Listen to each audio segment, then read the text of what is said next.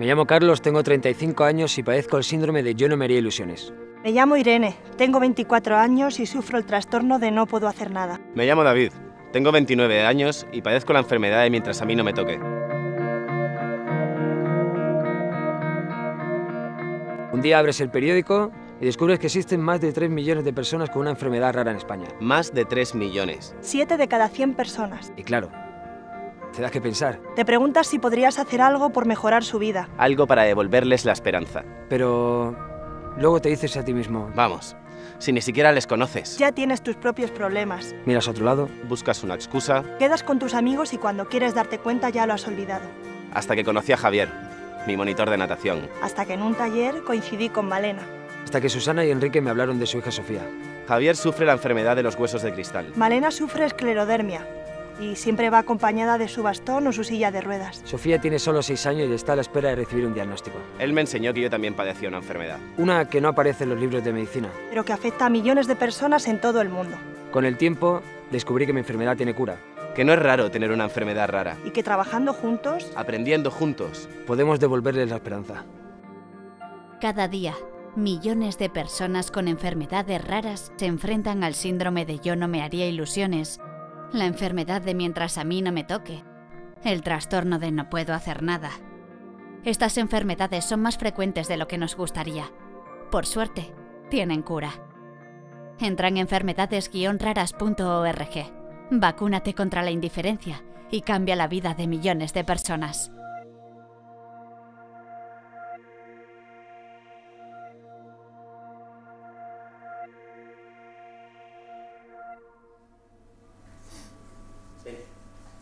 Hoy es el Día Mundial de las Enfermedades Raras.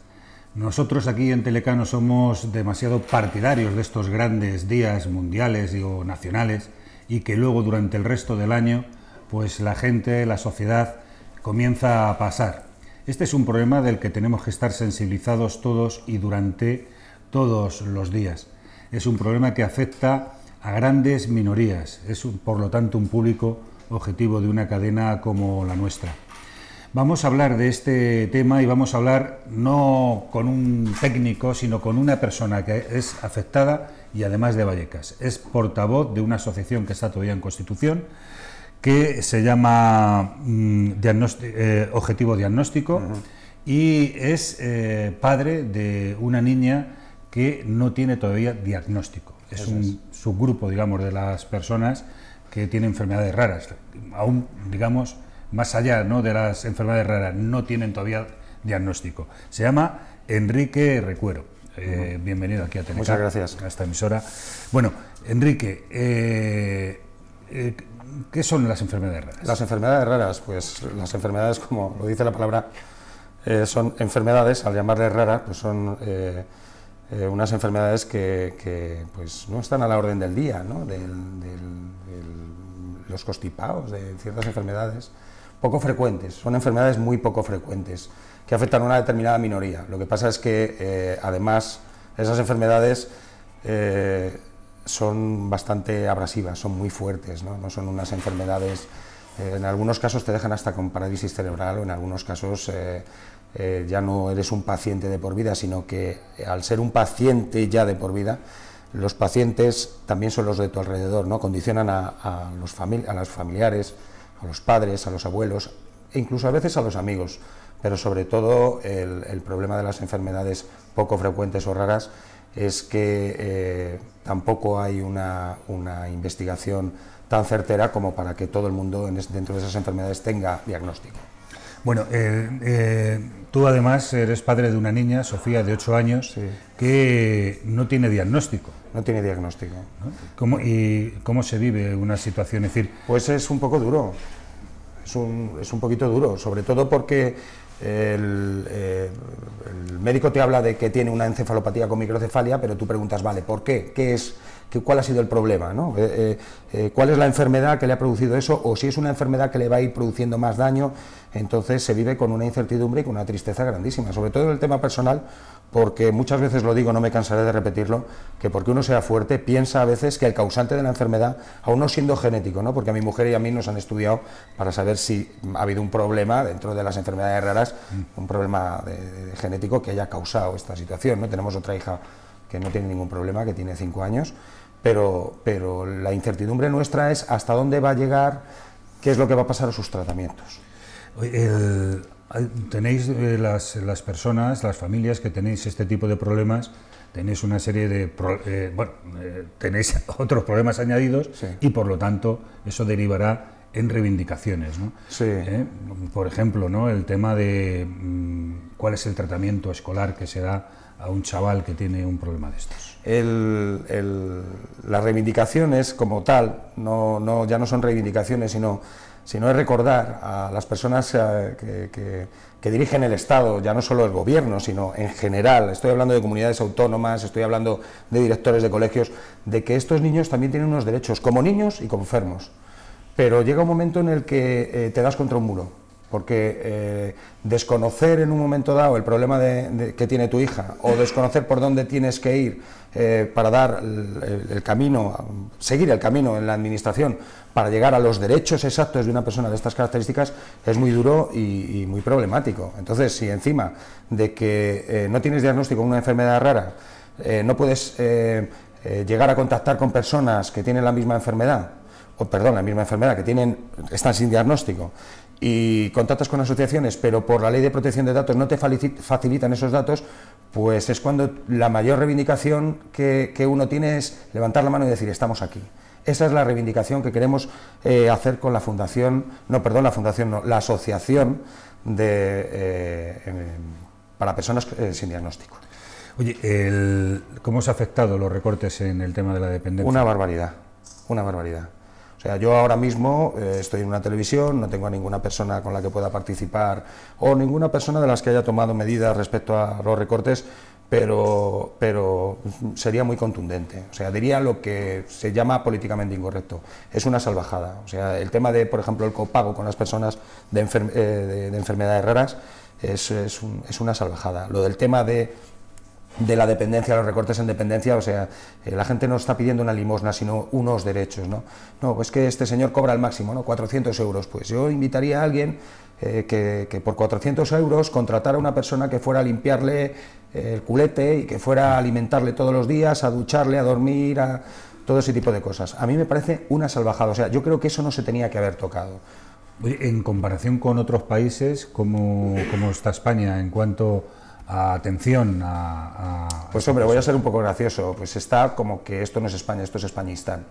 O sea, estamos muy por debajo de otros países.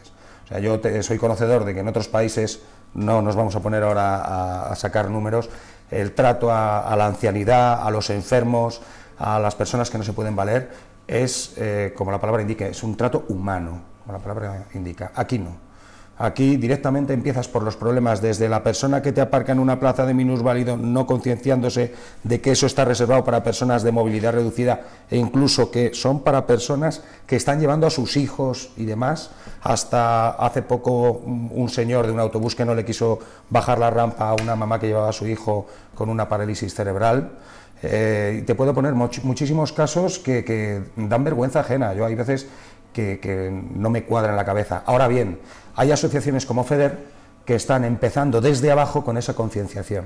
Tienen un proyecto y están llevando a cabo un proyecto de empezar con los niños de educación infantil a enseñarles que hay niños diferentes, que aunque tengan una enfermedad son niños, y eso es lo principal. ¿Y el sistema educativo español está preparado para acoger unas personas que tienen unas carencias especiales? El sistema educativo no, el país, el mundo no está preparado.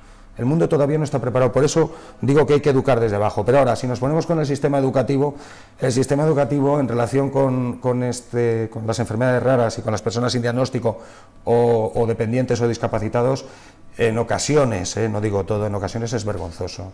Desde el ejemplo que puedo poner en el Colegio de Educación Especial que va mi hija, que están de prestado en la Politécnica desde hace 45 años, pero no pueden construirles en el Pau de Vallecas un colegio porque teniendo los terrenos no hay dinero, se lo han llevado en vagonetas, hasta situaciones un poquito más graves de coger y por un colegio concertado con niños discapacitados hace poco, de una de las fundadoras, el hijo de una de las fundadoras de la asociación, de Diana, pues sufrió un problema al colegio que pertenece a una empresa grande, Telefónica, y decidieron cerrar el colegio y los han dejado en la calle diversificados, algunos todavía sin escolarizar. Me imagino que en familias como la vuestra, vamos, os hace un problema de estos que tengáis que estar absolutamente volcados. Es que eso lo lleva la naturaleza. Yo, como digo muchas veces, a mí me motiva a echar una mano. Yo veo a una persona un poco perdida y le indico por dónde tiene que seguir. Incluso uno de los motivos ha sido este, ¿no? El tema de la asociación, que no quiere decir que porque yo sea ahora el presidente, porque la acabamos de fundar, luego sea el presidente. Yo estoy seguro que va a haber personas con una enfermedad sin diagnosticar, o a lo mejor con personas que tienen esa enfermedad sin diagnosticar, que son más válidas para llevar la tutela de esta asociación, pero lo principal era dar el primer paso, para pertenecer a asociaciones que ya tienen unas determinadas enfermedades y por lo menos que se nos escuche. ¿A qué colectivos estáis dirigiendo? Es decir, ¿cuántas personas pueden tener un problema como el que tenéis vosotros? Perdón por es que son muchas. Puede haber cientos y puede haber miles de personas sin diagnosticar. Lo que pasa es que no se notan tanto porque no tienen dónde acudir, porque hay asociaciones que sí que te pueden brindar el apoyo, pero no a lo mejor unas necesidades específicas que necesitamos las personas que estamos sin diagnosticar. E incluso contactar con investigadores, no, con estudiantes que estén investigando, pero para eso hay que facilitar unas documentaciones que el mismo afectado tiene que ceder por la Ley de Protección de Datos. Entonces, si nosotros podemos quitarnos esa venda de los ojos, que en muchas ocasiones cuando van a rodar, pongo el ejemplo de mi hija, ¿podemos sacar a tu hija? Pues sí, y a mí. ¿Por qué a mí sí y a mi hija no? Porque tiene un problema. Yo la veo la más guapa del mundo, la niña más alegre y no tengo ningún inconveniente. No nos tenemos que esconder. En un escenario como el que estás planteando, el mover cualquier cosa, el tener que hacer algún tipo de traslado clínico, el tener que te vea otro especialista, sí, tiene que ser un auténtico viacrucis. Pues sí, porque gracias a veces a que en el trabajo tienes una serie de compañeros o jefes, pues puedes tener cierta movilidad a la hora de poder llevar a tratamientos, o no hablo solo por mí, hablo de algunas personas que ya conozco sin diagnóstico, ¿no? Pero luego te puedes encontrar con que, como le pasó a mi mujer cuando se quedó embarazada de la segunda niña, que pidiendo 2 permisos para llevar a las 2 a tratamiento médico, sobre todo a Sofía, pues la despidieron. Entonces te quedas sin dinero, sin trabajo, en casa, con una persona dependiente, con una persona que no recibe ninguna ayuda económica, que no hablo de mi mujer, hablo de mi hija. O sea, mi hija, igual que otras personas dependientes o con una enfermedad, necesitan a alguien que les cuide y tienen que contratar. Lo último, lo más grande y la mayor barbaridad que ha hecho este gobierno, hablo de este gobierno porque es el que toca y el que está, es quitar la cotización a las madres que están cuidando a sus hijos que han tenido que dejar de trabajar y cuidarles 24 horas. Quitar la cotización. Entonces, a mí que me expliquen dónde van a acabar esas mujeres con esos hijos. Mi mujer y yo tenemos una cosa clara. No sabemos si en un futuro, cuando nos tengamos que ir, nos llevaremos a la niña. Eso es muy duro decirlo, pero yo conozco a padres que han dicho lo mismo y yo lo digo. Yo no puedo ver una situación en la que estamos ahora mismo. ¿Sabes? Desprotección, es decir, que al margen de vosotros, totalmente. Vuestra hija estaría absolutamente desprotegida. O sea, yo voy a obligar a mi hija pequeña a que se quede con... No, es un problema nuestro. Mi hija se tiene que involucrar, pero me gustaría que se involucrara en el mundo en general, en ser buena persona. Pero lo que yo no puedo hacer es cargarle con una culpa. Igual que yo, hay muchas familias. Entonces, si yo me voy a morir, ¿a quién le dejo la niña? ¿A quién le dejo la niña cuando estamos sabiendo que en montones de sitios personas con Alzheimer están sufriendo unas barbaridades que solo sale cuando existe el sensacionalismo, cuando ya no hay remedio, no se toman las medidas al respecto? Entonces, pues sintiéndolo mucho, cuando yo me vaya me tendré que llevar a mi hija. Pero antes de todo esto, lo que hay que hacer es asociarse, unirse, luchar, ¿no? Que es lo que estáis planteando. Exacto. A través de esta nueva asociación, sí, que es Objetivo Diagnóstico, con la que pensáis, bueno, pues agruparos para defender todos todas estas reivindicaciones, Sí. estos intereses tan absolutamente Sí. legítimos y también pues derribar todas esas barreras, nunca mejor utilizada la palabra. Es que voy a comentar cuál es una de las principales barreras, ¿no? La principal barrera que se tiene es el nombre propio, es la persona física. Es decir, tú quieres hablar con alguien como Enrique Recuero, no va a tener tiempo para ti. No tiene tiempo para ti. Yo he intentado contactar con varios políticos de los que presumen de sociedad, presumen de derechos de determinadas personas y de determinados colectivos. Lo he visto a la larga que ha sido una política oportunista que toca cuando toca, igual que esto de las enfermedades raras. Muy bien has dicho que Televallecas pretende que esto sea algo de 365 días, no de un día del Día Mundial. Y he intentado como Enrique Recuero y no es que me hayan cerrado la puerta, es que ni siquiera la han abierto. Si luego ya por sí soy un hombre vehemente, que hay veces que no me puedo callar y decir una verdad como un puño, pues entonces ya tengo un doble problema. Ahora bien, veremos a ver qué pasa cuando la asociación, compuesta con montones de personas y con montones de problemas, pida hora para ser atendido. Supongo yo que a la hora de hablar, como he dicho bien, que a lo mejor hay un presidente mejor que yo, va a haber un vocal mejor que yo, que pueda llevar un poco las riendas con más calma y con más sosiego. Pero lo que hay que entender es que esto es una hartadura, son muchos años ya. Bueno, si eso sucede, desde luego, dudo mucho que alguien defienda los intereses de las personas afectadas por enfermedades raras o con enfermedades en diagnóstico con la pasión con lo que le haces tú, Enrique. Es lo que pretende, pasión. Ya saber dónde... Aquí tienes un espacio durante los 365 días. Yo os lo agradezco de corazón y sobre todo en nombre de mi hija y de todos los chavales y de todas las personas sin diagnóstico, os doy las gracias con todo mi corazón, de verdad. Muy bien, igual que Enrique, pues todos aquellos colectivos, todos aquellos grupos sociales que por minoritarios no tenemos que dejar que sean desfavorecidos y por lo tanto golpeados, ¿no? Es decir, que los más débiles pues sean los que más sufren la insensibilidad de la administración, incluso de la sociedad en su conjunto. No podemos tolerarlo, y todo lo que podamos nosotros contribuir a rebajar esa brecha, a disminuir esa brecha, pues lo vamos a seguir haciendo.